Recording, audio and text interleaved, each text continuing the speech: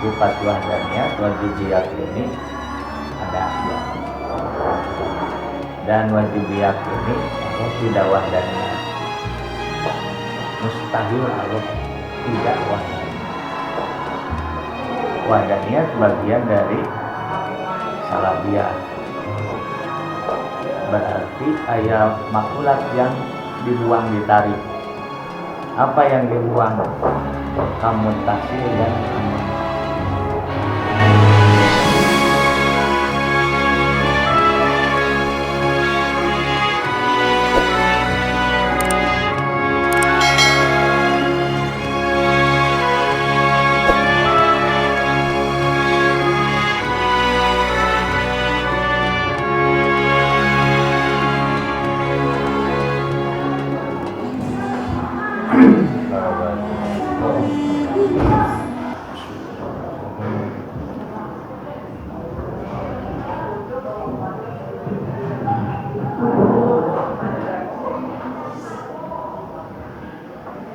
Bismillahirrahmanirrahim. Sifat kelima wahdaniyah.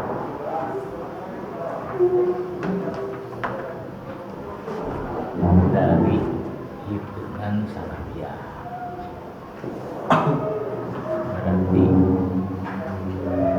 kita berbicara sifat salafiyah terakhir. Kalau dari wujud berarti kan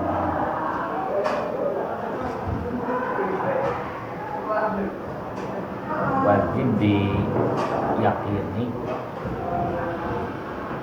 bahwa Allah mempunyai sifat wahdaniyah.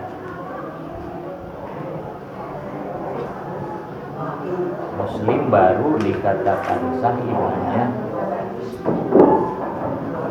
kalau meyakini sifat wahdaniyah.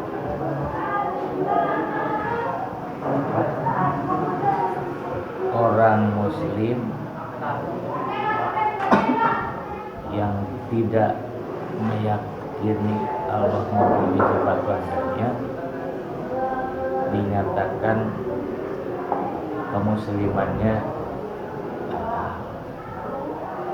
wujud tidak bako, semua meyakini. Ketika sampai sifat wahdaniyah mengingkari, maka kemuslimannya gagal, berarti bukan seorang muslim.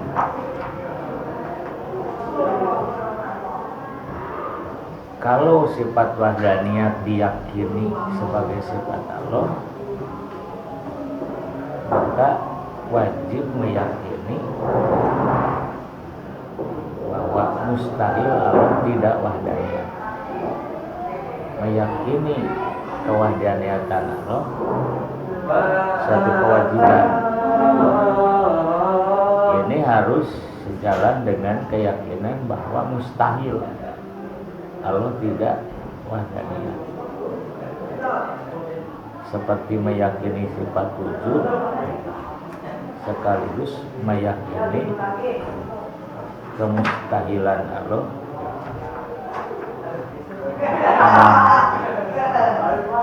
meyakini sifat ilah berarti meyakini kemustahilan Allah kudus atau baru. Jadi kedah berbarengan antara meyakini karena wajib sifat dan meyakini kemustahilan.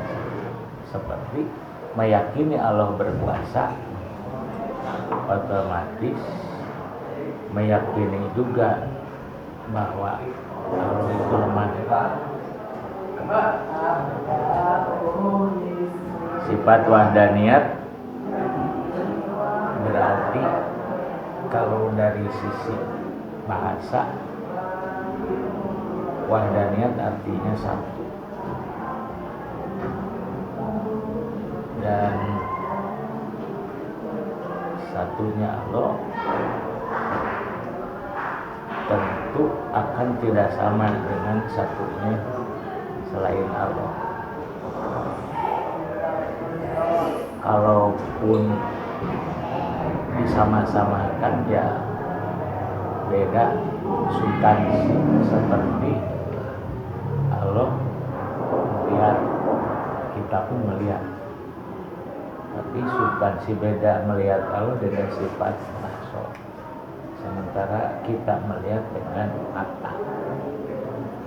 Allah mendengar dengan sifat sama, kita mendengar dengan telinga jauh berbeda. Nah, sifat anu rek dipelajari kurang ayeuna sifat wahdaniyah. Katakanlah untuk sementara kita artikan bahwa Allah teh satu, wa ilahukum ilahu wahid, Tuhan kalian adalah Tuhan yang satu. Qul huwallahu ahad, katakan bahwa Allah itu satu.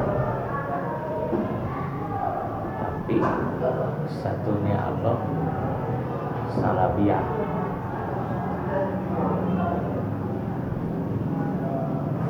Kalau satunya kita tidak berbentuk satu. Kebiasaan dalam memahami salabiyah itu kan tidak berawal, bako tidak berakhir, apa tidak ada kesamaan. Kamu binafsi tidak membutuhkan makan dan mahal, tidak membutuhkan pencipta. Nah, sifat wahdahnya harus disalabiahkan. Maka salabiyah itu kan mencabut ada kalimat yang sebenarnya tidak ada relevansinya kalau dia bisa digunakan untuk Allah. Dan untuk supaya jelas salabiyah, wahdaniyah itu paling tepat dikatakan tidak ada hitungan. Kan tidak ada semua hari salabiyah. Wahdaniyah tidak ada hitungan, seperti qiyamu binafsi tidak ada pencipta. Apa tidak ada kesamaan. Dan wahdaniyah itu yang aslinya itu tidak mempunyai hitungan. Salab artinya mencabut, ada kalimat kata-kata yang jangan dikenakan kepada Allah. Sabaraha, ada Allah ke sabaraha, kecap sabaraha, tarik, karena Allah jelas-jelas tidak punya hitungan, tidak bisa dihitung dan tidak ada hitungan. Seperti hari Allah kesiga saha, karena Allah tidak ada persamaan sehingga relevan dikatakan Allah siga saha siga kumaha. Sifat wahdaniyah aya kalau dicabut sabaraha, ari Gusti Allah teh sabaraha puguh teh aya hitunganna. Kalaupun dina Quran dina berbagai pelajaran dikatakan Allah satu, satunya harus berbeda.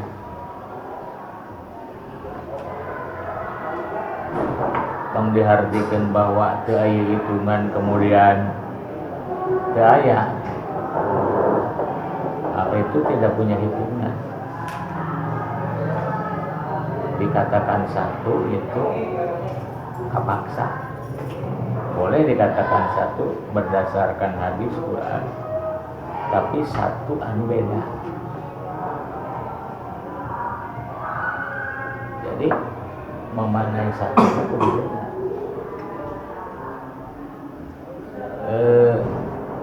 Supaya jelas perbedaan anak, setiap kalimat satu di makhluk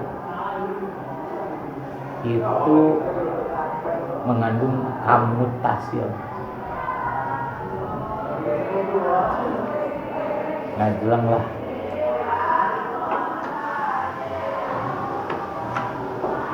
Setiap satu di makhluk mengandung kamutasil dan mengandung kamuntasil. Ini sebuah istilah yang sulit diterjemahkan kepada Sunda dan Indonesia. Contoh, ieu curug hiji, ieu curug hiji aya kamutasilan. Sing cari bahasa yang tepat. Kamutasil itu sering di dalam ilmu tauhid dikatakan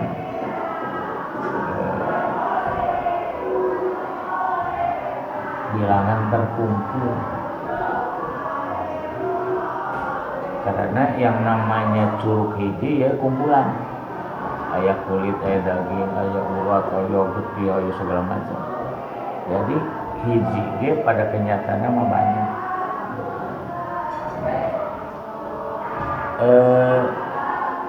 Bilangan nawan sih kamutasil. Jadi hitungan anu terkumpul. Setiap benda satu di sana ada kamutasil. Nih pisin. Di samping pisin sebagai gabungan tina berbagai jutaan molekul, juga pisin dia mempunyai bilangan terpisah. Memang satu, tapi di rumah makan banyak. Berarti satu bagian dari yang banyak. Seperti ramu, ya ramu teh hiji. Tapi aya kamutasilan. Berarti hiji naramu gabungan. Hiji naramu aya kamunpasilan. Hiji naramu jadi bagian tinu 5. Bahkan namun dikikun bagian tinu 10. Bahkan satunya jari berarti bagian dari beribu-ribu jari yang ada. Pertama setiap makhluk pakai itu yang namanya satu pasti ada hitungan terkumpul dan hitungan terpisah. Nah iya kertas ini memang, tapi mempunyai kamutasil. Kertasnya teh banyak, cirina mendisesuaikan jadi beribu-ribu. Oke iya kertas memang hiji, tapi di kantor kan banyak, satu bagian dari yang banyak.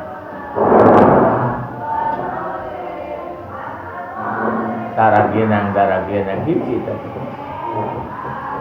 tapi ada teh gabungan tina berbagai remeh gitu. Ranginang eta hiji tapi bagian dari yang dari beribu-ribu ranginang. Eta jenenganana bilangan terhimpun jeung bilangan terpisah. Atau di kacamata hiji tapi aya kamutasi, dia aya kamutasi artinya ieu kacamata teh gabungan aya warta, aya kaca, segala macam aya bau.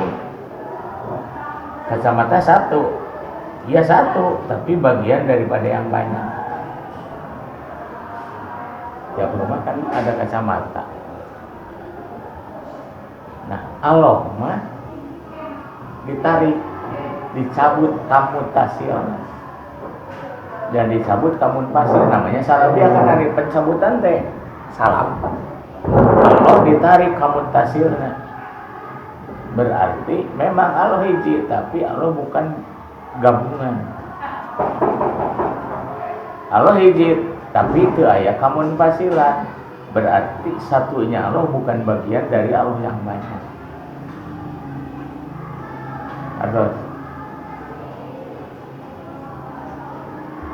hampir tidak ditemukan satu benda bukan gabungan dan susah menemukan sesuatu yang bukan bagian. Kalaupun atom sering dikatakan tidak bisa dibagi, tapi satunya Allah tidak sama dengan atom.